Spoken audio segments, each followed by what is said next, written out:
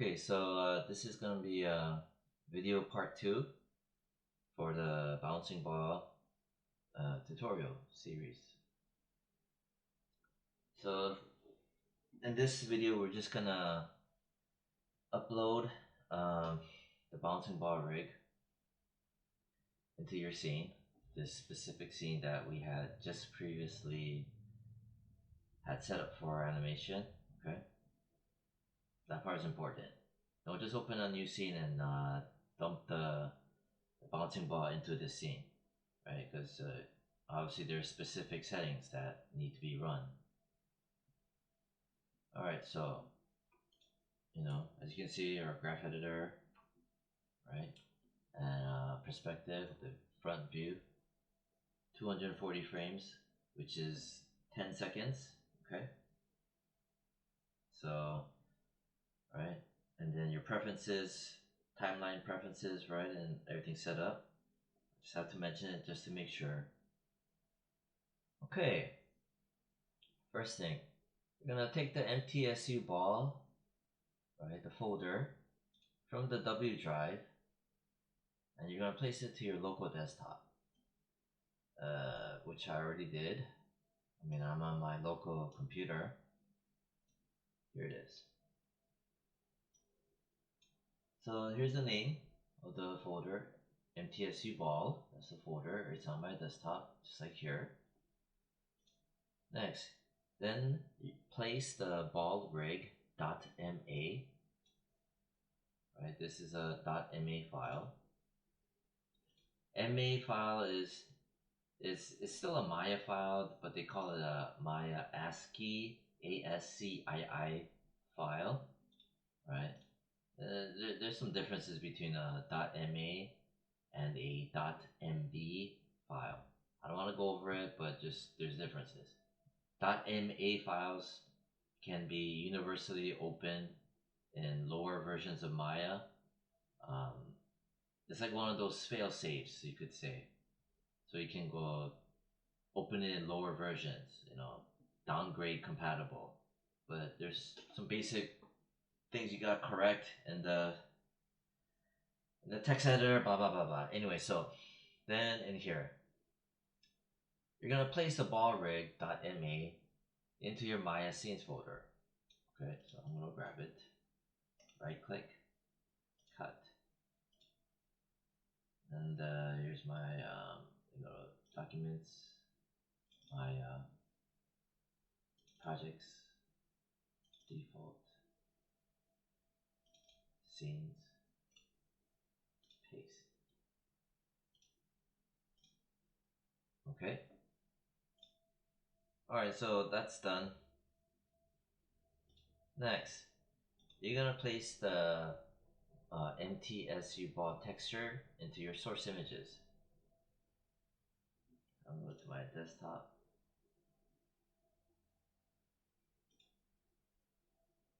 And here's my folder. So I made this texture. Okay. So and the textures will also help to tell you, visually, however which way the ball is rotating and squash and stretching.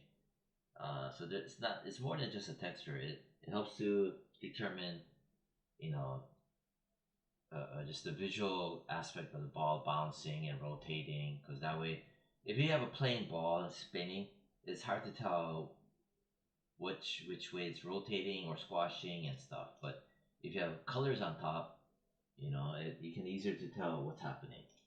So we grab it. You're gonna do Control X.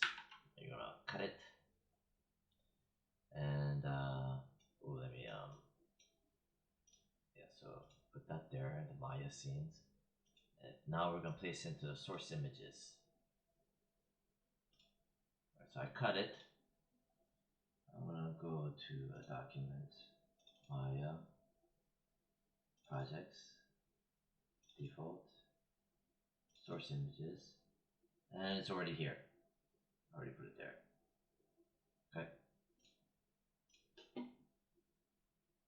All right, now we're gonna import that file into your animation workflow setup.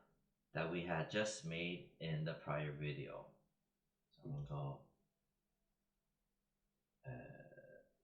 File, Import, right?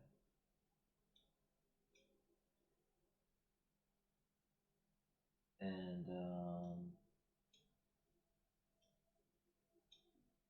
oh yeah, by the way, also make sure this is set to Maya ASCII. Okay. That way, look for .ma files. Okay, .ma. See, .ma files. Okay. Before you press import or even press enter, right? We have to do a couple of things.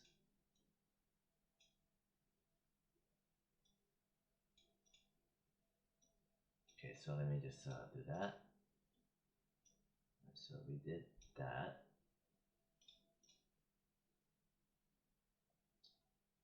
Alright, let me cross that off. Okay, playback options. Over here, playback options. You're gonna frame rate import, maintain original. So that's the 24 frames per second. We're gonna maintain original, which means this original file, right? At 24 frames per second. It's not a big deal, but especially when you're new, wanna try to prevent any and all potential hiccups. Right, so I'm gonna X that out. Animation range.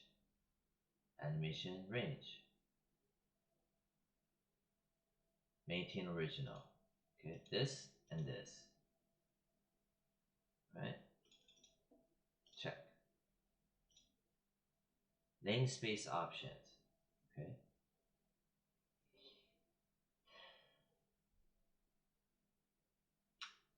We're going to choose this. Merge into selected namespace and rename incoming objects that match. Basically, when you import the file, they're going to give you an option. Hey, what do you want to do about the names and the namespace? Like the name of it and the naming convention and all that kind of jazz. And you just choose merge into selected namespace and rename incoming blah blah blah. Okay, just this one. Boom.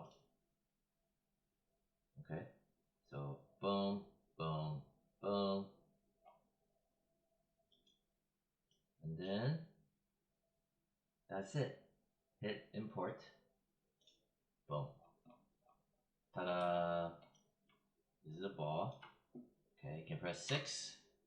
Here's my texture that I made. Okay, I think it's pretty slick. Alright. Alright, so that and that. Next, look towards the bottom right corner of the timeline. Uncheck cache playback toggle. This is your cached playback toggle. Uncheck it. Just there's times this thing will goof up. I don't want to screw with it. Just uncheck it. Right. And now you probably need to relink the texture. May or may not. Right. I mean, if you have in the if you have the textures and you pasted it into the source images, Maya might be smart enough to remember. If it's not, you click on this, the cue ball that I talked about, which is your hypershade, and what you can do is you can select your object. You can click on this right there. Remember that guy? This is your shader. Oh, I forgot to name it. Name it AI MTSU All Shader. AI stands for that Arnold type of a shader, right? Yeah, so just name it. Here is the MTSU ball texture.tiff. Right? If this is not linked up, right? If this is black and empty, you double click here, and then you click here, for your attribute editor. If you do not see your attribute editor, you can pull up your attribute editor by going into Windows, General Editors, Attribute Editor. Okay, if you don't have your attribute editor, okay, you need this. It'll pop up and then you just drag and drop it into here. It'll turn blue, right? So in case you don't have it. Alright, so this is file 3. Name it NTSU texture, right? So we just know what is what. It's just good naming conventions. Let's say you take Maya or any 3D software seriously in terms of like for the future, right? It's always good to name it. Or even just in general for like, for example, After Effects, Premiere Pro, any high-end design platform. It's always good to name it. It will save your butt in the future. So we linked it back up. We're good, right? And close it. Here it is. And if you don't see it, press 6. Right? 6 means for shading. Okay? Shading. Right? If it still doesn't show, right, any of this, whether you press 6 and you relink the textures, make sure this is unchecked. Because if this is checked, right, remember I'm pretty sure I taught you guys that. Use default material, uncheck it. Now you're good to go. Okay, so that was 11 minutes. I'll cut it short, but just a quick a teaser. Okay. Oh, by the way, this is the display layer for it. So you got this. These are what you call controllers. This is the mesh. Okay. Anyway, just a quick teaser. Spacebar. Ooh, no. Damn. Okay, one more thing. I don't. Yeah, the spacebar. I'll leave it like that. Alright, so, ooh, isn't that neat? Right? And then this, we can do things like that, right? Or even this, we can do this, okay? You can grab that, right? And you see how it's a right angle, yeah? Remember I taught you how to go into your object-based? Well, I'm kind of going off tangent, but Control-Shift right-click, right? Control-Shift right-click object. See, we get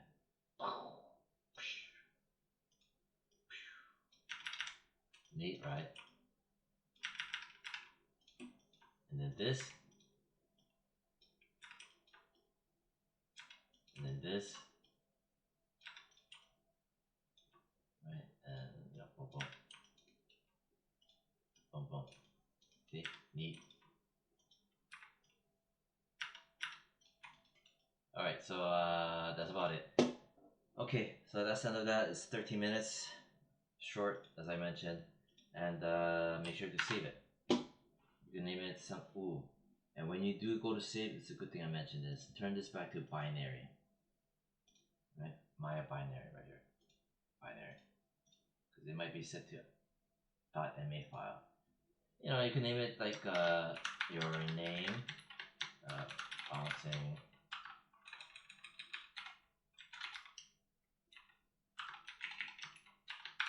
project, right? And you can name it WIP, right?